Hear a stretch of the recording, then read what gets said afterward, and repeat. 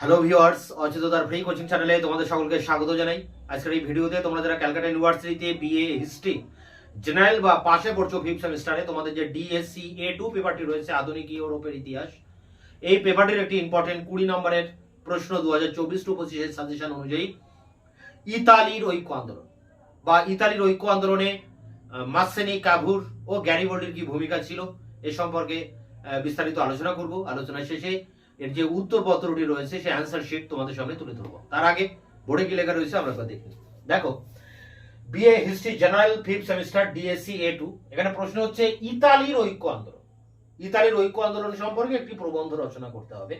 All over ইতালির ঐক্য আন্দোলন সম্পর্কে ডিটেলস এখানে তোমাদেরকে জানতে চাইবে বা বলতে পারে যে ম্যাসেনি এবং ক্যাবুরের কি ভূমিকা রয়েছে, আবার ক্যাবুরের অবদান কি 10 নম্বরে আসতে পারে আলাদা করে, ম্যাসেনির অবদান কি সেটাও 10 নম্বরে পরীক্ষায় আসতে পারে।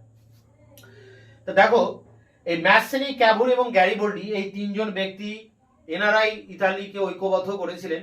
তবে ইতালি ঐক্যবদ্ধ হয় 1870 সালে, কিন্তু তার আগে কি অবস্থা ছিল? তার আগে ইতালির অবস্থা খুবই খারাপ ছিল।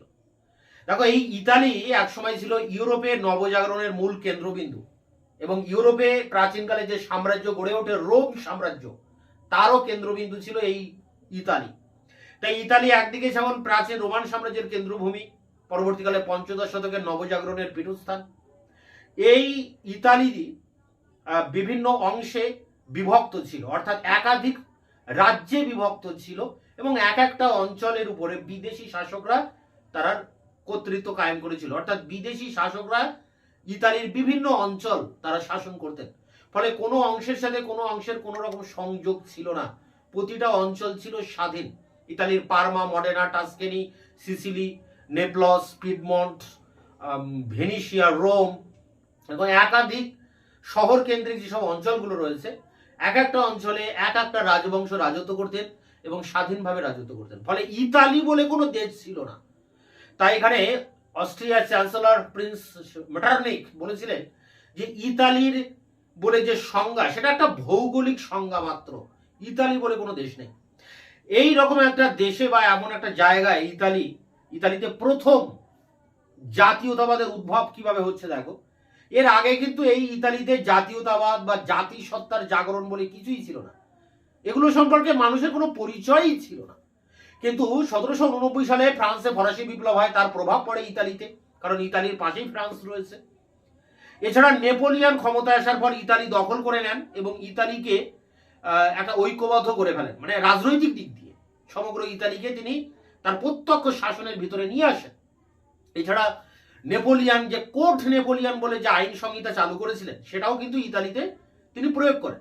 ফলে একই ধরনের আইনের মধ্যে এসে এই ইতালিবাসী সর্বপ্রথম তারা নিজেদের দেশ সম্পর্কে একটা আইডিয়া তাদের মধ্যে তৈরি হয়, নিজেরা যে একটা ইতালীয় জাতি, সেই জাতি সত্তা তাদের মধ্যে জাগরিত হয়।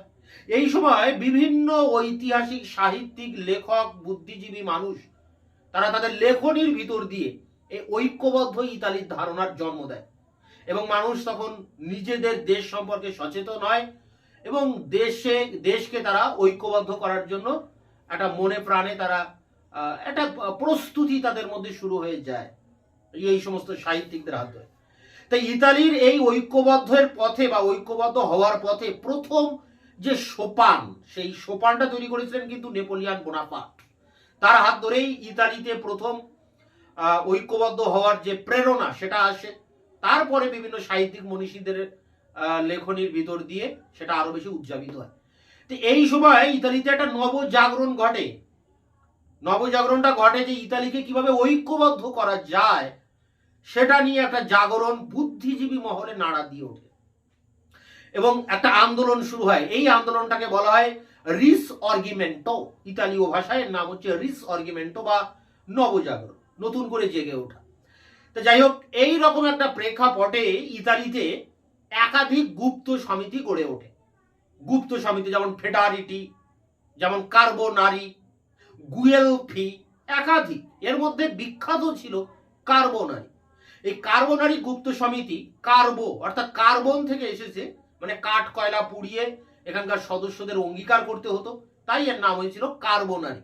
এখন এই কার্বোনারি গুপ্ত সমিতির প্রধান লক্ষ্য ছিল ইতালিকে ঐক্যবদ্ধ করা, ইতালিতে যে সমস্ত বিদেশি শাসক রয়েছে তাদেরকে হটিয়ে দিয়ে সমগ্র ইতালিকে ঐক্যবদ্ধ করা। এবং এক্ষেত্রে তারা কি করে, রাজনৈতিক ডাকাতি, হত্যা, সন্ত্রাস, গুপ্ত হত্যা এগুলো তারা শুরু করে দেয়। এখন এই কার্বোনারি আন্দোলনের ভিতর দিয়ে ইতালির বিভিন্ন প্রদেশে বিদ্রোহ মাথা ছাড়া দিয়ে ওঠে। যদিও শেষ পর্যন্ত অস্ট্রিয়া তার সেনাবাহিনীর সাহায্যে, যেহেতু অস্ট্রিয়ার যে হ্যাবসবার্গ বংশ ছিল সেই বংশের রাজারা ইতালির অনেকগুলো জায়গা দখল করে রেখেছিল, তাই হ্যাবসবার্গ বংশের রাজাদের সেনাবাহিনী এবং ইতালিতে যে রোমে পোপ থাকতেন, পোপের সেনাবাহিনীর সাহায্যে এই সমস্ত বিদ্রোহগুলোকে দমন করা হয়। অর্থাৎ কার্বোনারি আন্দোলন এখানে ব্যর্থ হয়ে যাচ্ছে। ঠিক এই সময়ে ইতালিতে আবির্ভূত হন জোসেফ মাৎসিনি। দেখো, প্রথম যিনি আসছেন জোসেফ মাৎসিনি। ইনি ছিলেন একজন দেশপ্রেমিক, নির্ভীক দেশপ্রেমিক। তিনি খুব ছোটবেলা থেকেই তার মধ্যে জাতীয়তাবাদের জাগরণ ঘটে এবং ঐক্যবদ্ধ ইতালির তিনি স্বপ্ন দেখতেন। তিনি এটা বলেছিলেন বা এটা বুঝতে পেরেছিলেন যে ইতালিকে ঐক্যবদ্ধ করতে গেলে এই কার্বোনারি আন্দোলনের মাধ্যমে হবে না। এই গুপ্ত হত্যা, সন্ত্রাস এগুলোর ভিতর দিয়ে দেশ ঐক্যবদ্ধ করা যাবে না। দেশকে স্বাধীন করতে গেলে, বিদেশি শক্তিকে হটাতে গেলে সবার আগে প্রয়োজন দেশের যুব শক্তির জাগরণ। দেশের যুবকরা যদি জেগে ওঠে তাহলে দেশ খুব দ্রুত স্বাধীন হবে। তাই তিনি যুব শক্তিকে এই স্বাধীনতা আন্দোলনে ঝাঁপিয়ে পড়ার আহ্বান করেন এবং দেশের যুব শক্তিকে সংগঠিত করার জন্য তিনি একটা নতুন করে একটা দল তৈরি করেন যার নাম ইয়ং ইতালি।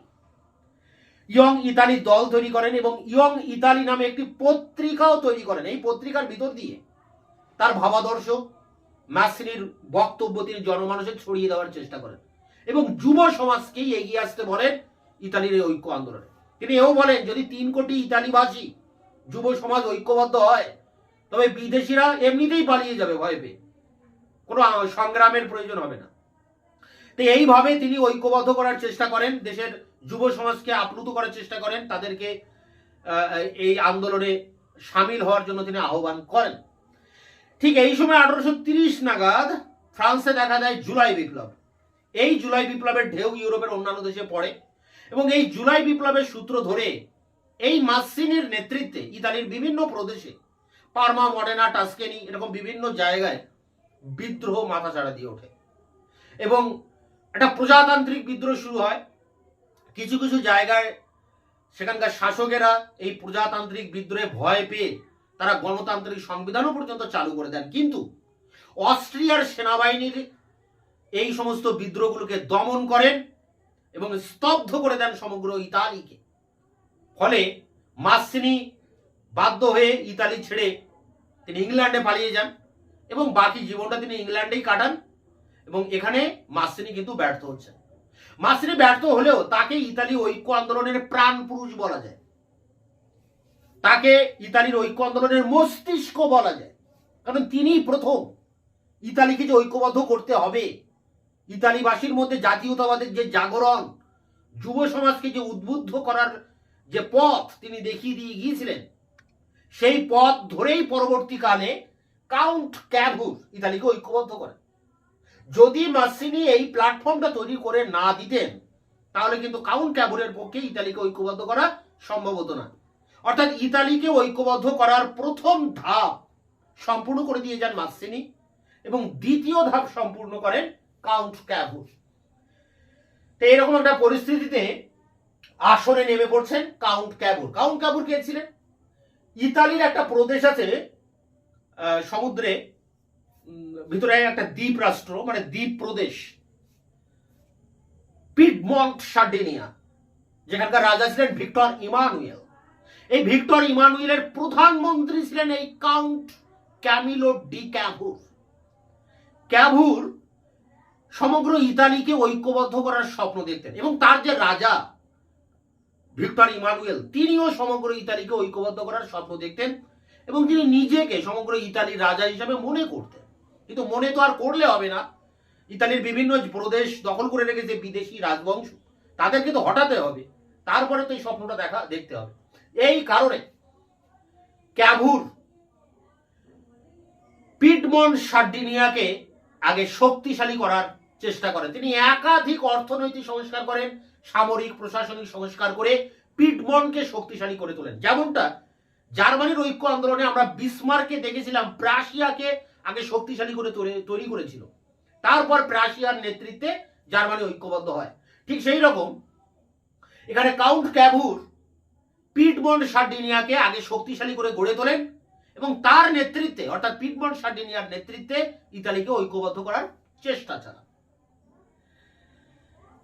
তিনি এটা বুঝতে পেরেছিলেন, অ্যাকচুয়ালি তিনি ছিলেন বাস্তববাদী, মাসিনি ছিলেন আদর্শবাদী, আর কাউন্ট ক্যাভুর ছিলেন বাস্তববাদী। তিনি বুঝতে পেরেছিলেন যে বিদেশি শক্তির সাহায্য ছাড়া ইতালি ঐক্যবদ্ধ করা সম্ভব নয়।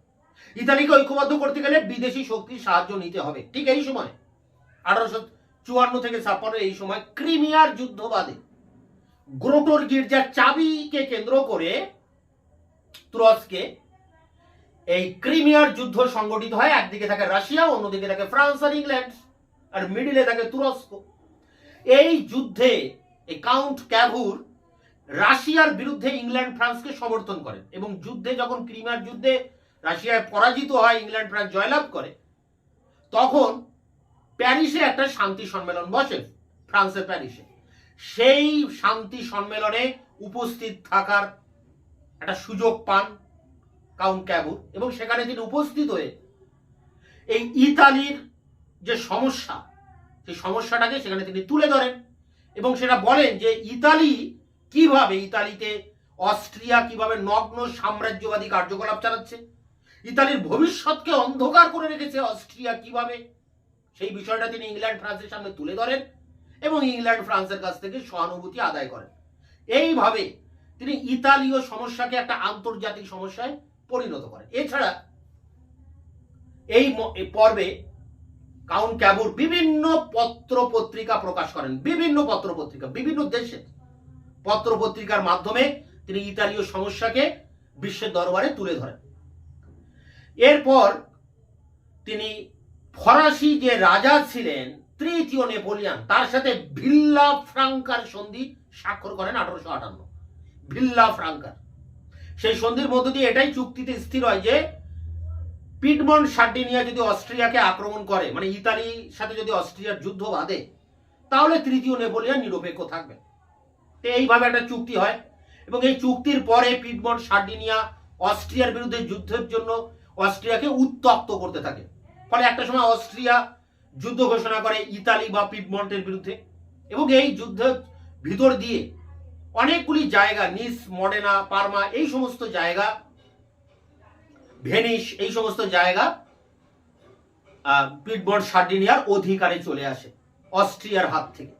কিন্তু এই সময় ফ্রান্সের রাজা তৃতীয় নেপোলিয়ন বুঝতে পারেন যদি ইতালি ঐক্যবদ্ধ হয় তাহলে সেটা ফ্রান্সের স্বার্থের বিরোধী হবে।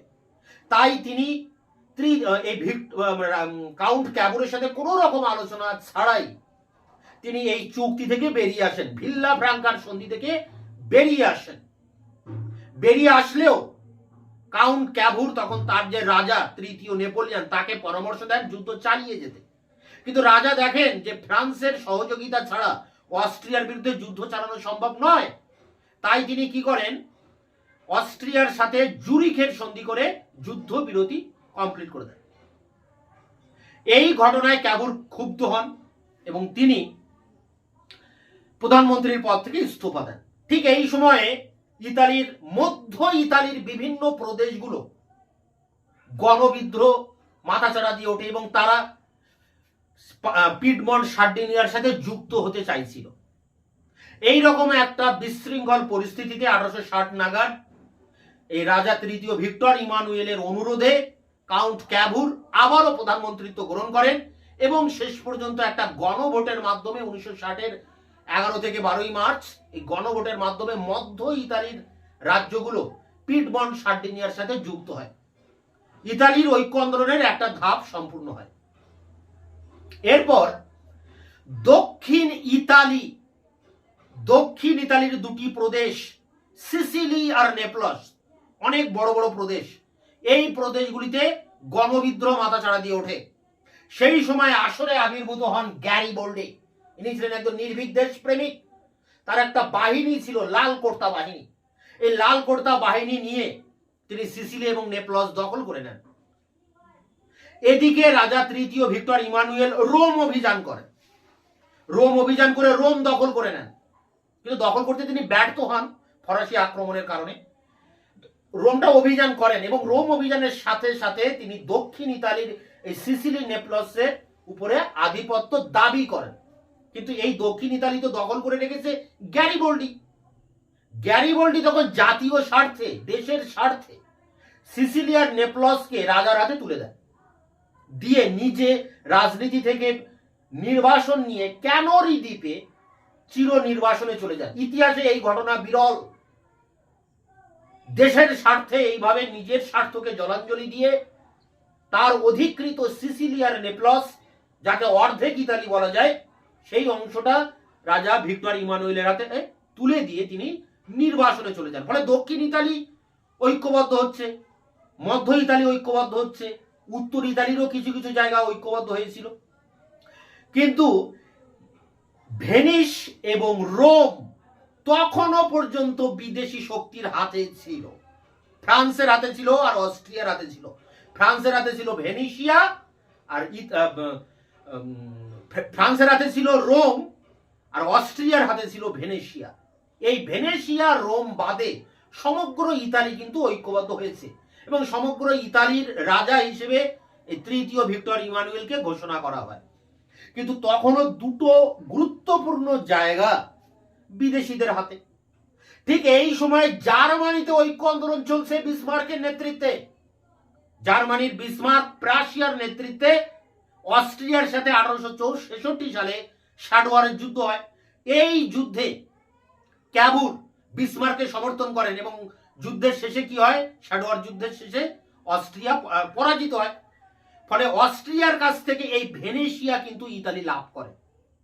অন্যদিকে যেমন জার্মানি ঐক্যবদ্ধ হচ্ছে সাডওয়ারের যুদ্ধের ভিতর দিয়ে এবং বিসমার্ককে সমর্থন করার দরুন ক্যাবুরও এই অস্ট্রিয়ার কাছ থেকে ইতালির ভেনেশিয়া লাভ করছে। ফলে ভেনেশিয়া ইতালির অধিকারে চলে আসছে। এরপরে 1870 সালে যখন বিসমার্ক ফ্রান্সের সাথে যুদ্ধ ঘোষণা করছেন, সেডানের যুদ্ধ, সেই যুদ্ধেও ক্যাবুর বিসমার্ককে সমর্থন করছেন এবং যুদ্ধের শেষে ফ্রান্স পরাজিত হলে ফ্রান্সের কাছ থেকে ইতালির যে রোম, সে রোমও কিন্তু ইতালির অধিকারে চলে আসছে। ফলে সাডওয়া এবং সেডান, সাডওয়ারের যুদ্ধের ভিতর দিয়ে অস্ট্রিয়ার কাছ থেকে ভেনেশিয়া, 1870 সেডানের যুদ্ধের ভিতর দিয়ে ফ্রান্সের কাছ থেকে ইতালি রোম লাভ করছে এবং সমগ্র ইতালি ঐক্যবদ্ধ হচ্ছে। এই ছিল মূল বিষয়। এখানে ঐক্যবদ্ধ হওয়ার জন্য প্রথমে ম্যাসিনি মানসিক যে প্রস্তুতি বা ইতালির ঐক্য আন্দোলনের যে পথ, সেই পথটা তৈরি করে দিয়ে গেছিলেন। ক্যাবুর বৈদেশিক শক্তির সাহায্য নিয়ে অনেকটাই অগ্রসর হয়েছিলেন এবং অনেকগুলো অঞ্চল ইতালির অধিকারে নিয়ে আসেন। গ্যারিবল্ডির নেতৃত্বে দক্ষিণ ইতালির সিসিলিয়ান নেপলস ঐক্যবদ্ধ হয় এবং সাডওয়ারের যুদ্ধের ভিতর দিয়ে ভেনেশিয়া, সেডানের যুদ্ধের ভিতর দিয়ে রোম ইতালির অধিকারে আসলে সমগ্র ইতালি ঐক্যবদ্ধ হয় 1870 সালে। এই ছিল ইতালির ঐক্য আন্দোলনের একটা সংক্ষিপ্ত আলোচনা।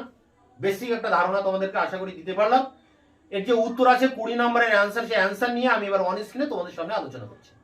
5th same history general DSE A2 ইতালির ঐক্য আন্দোলন সম্বন্ধে প্রবন্ধ লেখো মার্কস 20, বা আসতে পারে ইতালির ঐক্য আন্দোলনে ম্যাসিনি ও ক্যাবুরের ভূমিকা লেখো। উত্তরটি এইভাবে লিখবে, দেখো, ইতালি ছিল সুপ্রাচীন রোমান সভ্যতার লীলাভূমি এবং 15 শতকের ইউরোপীয় নবজাগরণের পীঠস্থান। ফরাসি বিপ্লবের আগে প্রায় 350 বছর ধরে ইতালি পরস্পর বিবাদমান অসংখ্য ক্ষুদ্র ক্ষুদ্র রাজ্যে বিভক্ত ছিল। এই রাজ্যগুলির অধিকাংশই ছিল বিদেশি রাষ্ট্রের নিয়ন্ত্রণাধীন। দেশপ্রেম, জাতীয় চেতনা, জাতীয়তাবাদ প্রভৃতির কোনো ধারণাই সেখানে ছিল না। অস্ট্রিয়ার চ্যান্সেলর মেটারনিক এর কথায় ইতালি ছিল একটি ভৌগোলিক সংজ্ঞা মাত্র, এ জিওগ্রাফিক্যাল এক্সপ্রেশন। জাতীয় জীবনের এই পরিস্থিতি ফরাসি বিপ্লব এবং ফরাসি বীর নেপোলিয়ন সর্বপ্রথম ইতালিবাসীর মধ্যে ঐক্যের চেতনা এনে দেয়। ফরাসি বিপ্লবের শঙ্খধ্বনি ঘুমন্ত ও মোহগ্রস্ত ইতালিবাসীর মনে সর্বপ্রথম জাতিসত্তার উন্মেষ ঘটায়। নেপোলিয়ান তার কোর্ট নেপোলিয়ানের মাধ্যমে সমগ্র ইতালিতে একই ধরনের আইন কানুন ও শাসন ব্যবস্থা প্রবর্তিত হয়।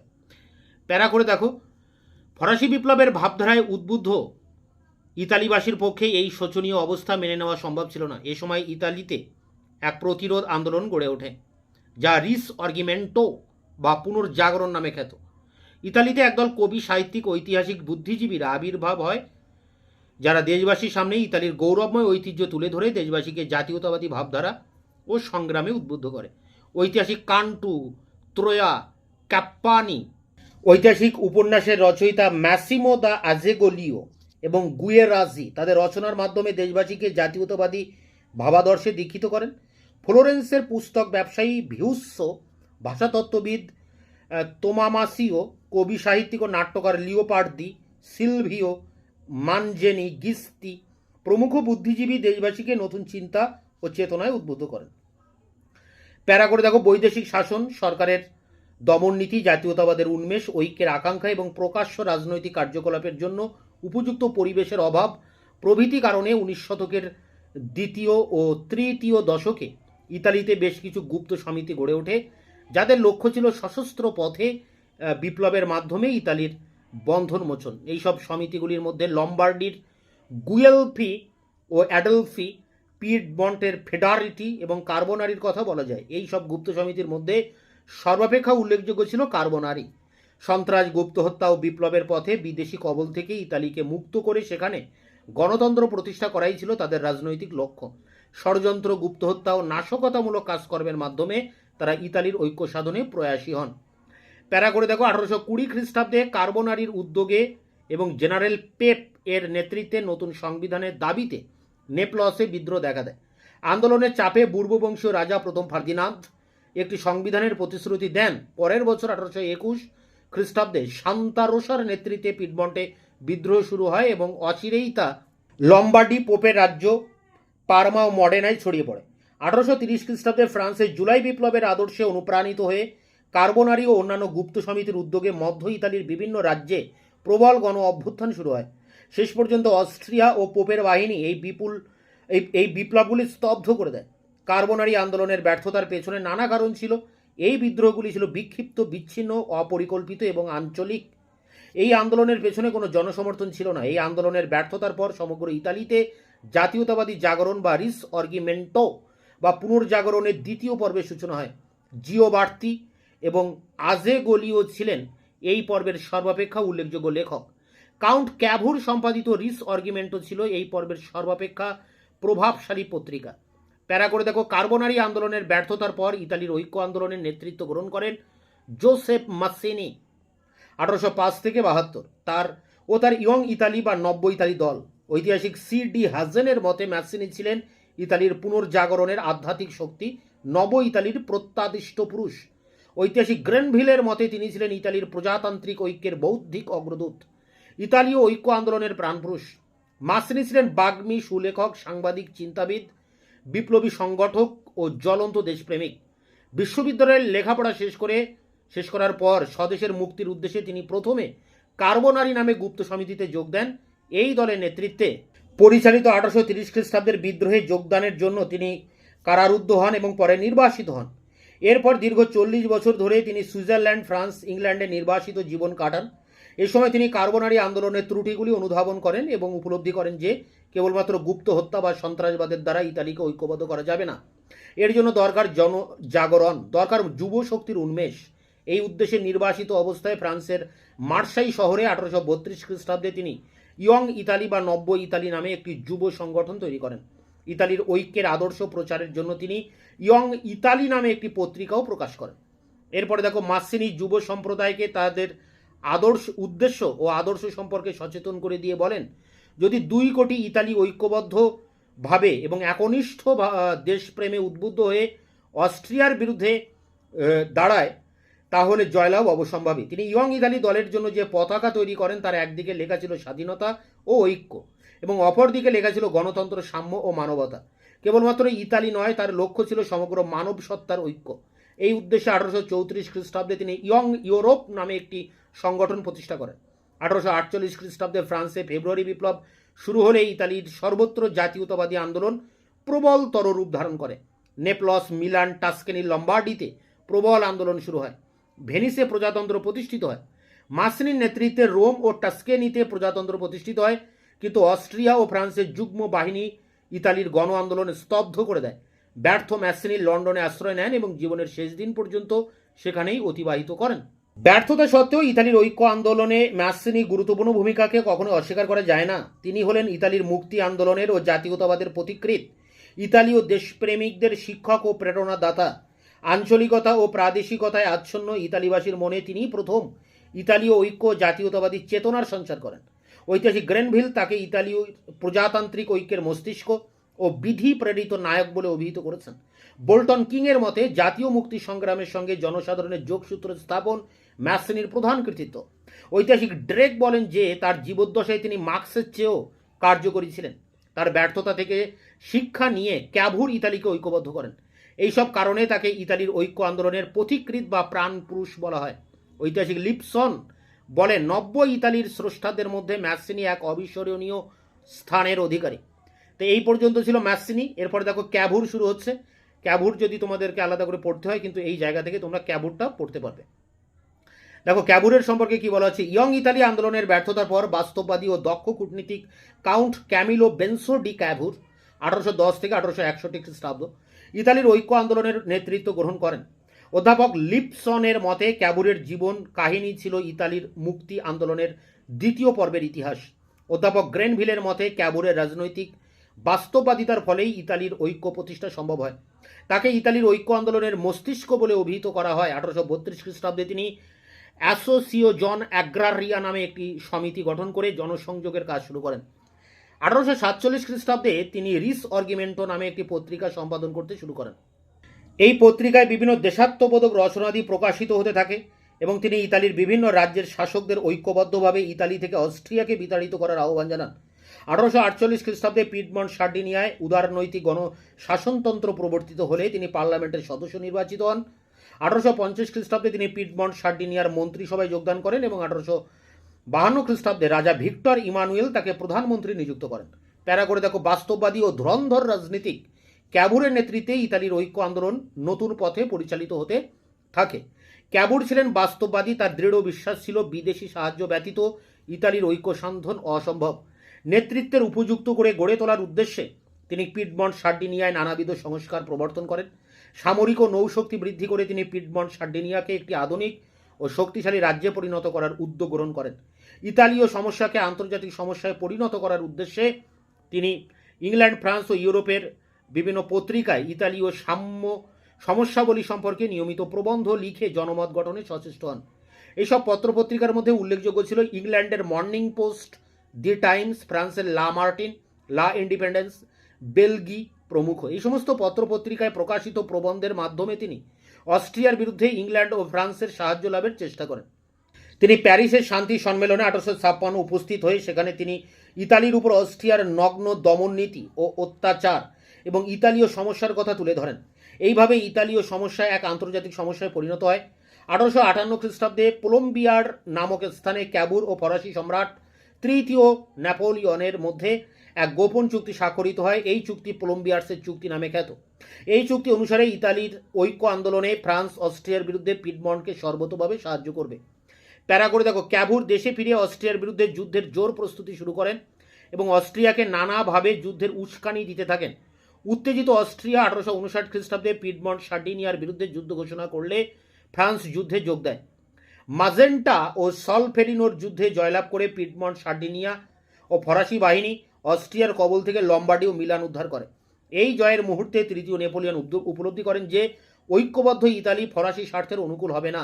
তাই তিনি ক্যাভুরের সঙ্গে কোনো আলোচনা না করেই এককভাবে অস্ট্রিয়ার সঙ্গে ভিল্লা ফ্রাঙ্কার যুদ্ধবিরতি চুক্তি স্বাক্ষর করে যুদ্ধ থেকে সরে যান। ফরাসি রাজ তৃতীয় নেপোলিয়নের এই বিশ্বাসঘাতকতায় ইতালির সর্বত্র ক্ষোভের সঞ্চার হয়। ক্ষুব্ধ ক্যাভুর পিডমন্টের রাজা ভিক্টর ইমানুয়েলকে এককভাবে যুদ্ধ চালিয়ে যাওয়ার পরামর্শ দেন, কিন্তু তিনি ক্যাভুরের পরামর্শ উপেক্ষা করে অস্ট্রিয়ার সঙ্গে জুরিখের সন্ধি স্বাক্ষর করে। এর ফলে ক্ষুব্ধ ক্যাভুর পদত্যাগ করেন। তবে জুরিখের সন্ধি অনুসারে পিডমন্ট সার্ডিনিয়ার লম্বার্ডি লাভ হল ইতালীয় ঐক্যের প্রথম সোপান। জুরিখের সন্ধি দ্বারা স্থির হয়েছিল যে মধ্য ইতালির পারমা, মডেনা, টাস্কেনি, রোমানা প্রভৃতি রাজ্যগুলিতে তাদের পুরনো শাসকরা পুনঃপ্রতিষ্ঠিত হবেন। জনগণ এই শাসকদের পুনঃপ্রতিষ্ঠিত করতে অস্বীকার করে। জাতীয় জীবনের এই সংকটময় পরিস্থিতিতে দেশের স্বার্থের কথা চিন্তা করে ক্যাভুর আবার প্রধানমন্ত্রীর পদ গ্রহণ করেন জানুয়ারি 1860। শেষ পর্যন্ত গণভোটের মাধ্যমে 11 থেকে 12 মার্চ 1860 মধ্য ইতালির এই রাজ্যগুলি পিডমন্ট সার্ডিনিয়ার সঙ্গে যুক্ত হয় এবং ইতালির ঐক্য আন্দোলন আরেক ধাপ অগ্রসর হয়। প্যারা করে দেখো, 1860 খ্রিস্টাব্দে দক্ষিণ ইতালির নেপলস ও সিসিলিতে প্রতিক্রিয়াশীল বুর্ব রাজা দ্বিতীয় ফ্রান্সিসের বিরুদ্ধে ব্যাপক গণবিদ্রোহ দেখা দেয় এবং বিদ্রোহীরা সার্ডিনিয়ার সঙ্গে সংযুক্তির ইচ্ছা প্রকাশ করে। তারা মাসিনির শীর্ষ সিংহ হৃদয় জাতীয়তাবাদী বীর জোসেফ গ্যারিবোল্ডির কাছে সাহায্যের আবেদন জানায়। নেপলস ও সিসিলিবাসীর আবেদনে সাড়া দিয়ে তিনি তার এক সহস্র লাল কোর্তা বাহিনী নিয়ে সিসিলিতে অবতরণ করেন এবং সিসিলি ও নেপলস জয় করেন। অন্যদিকে গ্যারিবোল্ডির আগমনের পূর্বে ভিক্টর ইমানুয়েল রোম বাদে পোপের সমগ্র রাজ্য জয় করেন এবং নেপলসে এসে সিসিলি ও নেপলসের আনুগত্য দাবি করেন। গৃহযুদ্ধ এড়াবার জন্য গ্যারিবোল্ডি রাজ্য দুটি ভিক্টর ইমানুয়েলের হাতে তুলে দেন 7 নভেম্বর 1860 এবং রাজনীতি ত্যাগ করে ক্যাপ বেরা দ্বীপে স্বেচ্ছা নির্বাসনে চলে যান। ইতিহাসে এই ত্যাগ বিরল। এক গণভোটের মাধ্যমে এই রাজ্য দুটি পিডমন্ট সার্ডিনিয়ার সঙ্গে যুক্ত হয়। 1861 খ্রিস্টাব্দের জানুয়ারি মাসে পিডমন্টের রাজধানী তুরিনে ইতালির জাতীয় সংসদের প্রথম অধিবেশন বসে এবং এখানে ভিক্টর ইমানুয়েল ইতালির রাজা হিসেবে ঘোষিত হন। ইতালির ঐক্য আন্দোলনে ক্যাভুর এক বিশিষ্ট স্থানের অধিকারী। ইতালিবাসীর মনে যে ঐক্যের প্রেরণা সঞ্চার করেন ক্যাভুর, কূটনীতির দ্বারা তা বাস্তবায়িত করেন। Gordon Craig, Dennis Mack Smith, Edgar Holt, David Thomson, Grenville প্রমুখ ঐতিহাসিক ক্যাভুরের কাজকর্মে নিন্দা করেছেন। এ সত্ত্বেও তার অবদানকে অস্বীকার করা যায় না। ব্রিটিশ প্রধানমন্ত্রী লর্ড পামারস্টোন তাকে রূপকথা রাজপুত্র বলে অভিহিত করেছেন। হ্যাজেনের মতে জাতি হিসেবে তিনি হলেন ক্যাভুরের, ইতালি হলো ক্যাভুরের সৃষ্টি। বলা হয় ক্যাভুরই হলেন আধুনিক ইতালির স্রষ্টা। প্যারা করে দেখো, এটা শেষ প্যারা। তখনও ভেনেশিয়া ও রোমে যথাক্রমে অস্ট্রিয়া ও ফ্রান্সের সেনাবাহিনী মোতায়েন ছিল। ভিক্টর ইমানুয়েল এই স্থান দুটি অধিকারের জন্য সুযোগের অপেক্ষায় ছিলেন। 1866 খ্রিস্টাব্দে অস্ট্রো প্রাশিয়া যুদ্ধ শুরু হলে ইতালি প্রাশিয়ার পক্ষে যোগ দেয়। শ্যাডোয়ারের যুদ্ধে অস্ট্রিয়া পরাজিত হলে ইতালি ও প্রাশিয়ার মধ্যে প্রাগের চুক্তি অনুযায়ী ইতালি ভেনেশিয়া পায় এবং গণভোটের মাধ্যমে তা ইতালির অন্তর্ভুক্তি হয়। বাকি থাকে মাত্র রোম। রোম ব্যতীত ইতালি ছিল মস্তিষ্কবিহীন দেহের মতো, হেডলেস বডি। 1870 খ্রিস্টাব্দে ফ্রাঙ্কো প্রাশিয়া যুদ্ধ শুরু হলে ইতালি প্রাশিয়াকে সমর্থন করে। সেডানের যুদ্ধে ফ্রান্স পরাজিত হয় এবং রোম থেকে ফ্রান্স তার সেনা প্রত্যাহার করে নিলে রোম ইতালির অধিকারে আসে। এইভাবে দীর্ঘদিনের প্রচেষ্টার ফলে একটি ভৌগোলিক সংজ্ঞা থেকে জন্ম নেয় স্বাধীন ঐক্যবদ্ধ ইতালি। এই ছিল ইতালির ঐক্য আন্দোলন বা ইতালির ঐক্য আন্দোলনে ম্যাসিনি, ক্যাভুর ও গ্যারিবোল্ডির ভূমিকা। এটি সংগ্রহ করে পরীক্ষার প্রস্তুতি নাও। দেখা হচ্ছে অন্য কোনো ভিডিও ক্লাসে। ততক্ষণে চ্যানেলকে সাবস্ক্রাইব করে রাখবে। ভিডিওটি ভালো লাগলে অবশ্যই একটা লাইক।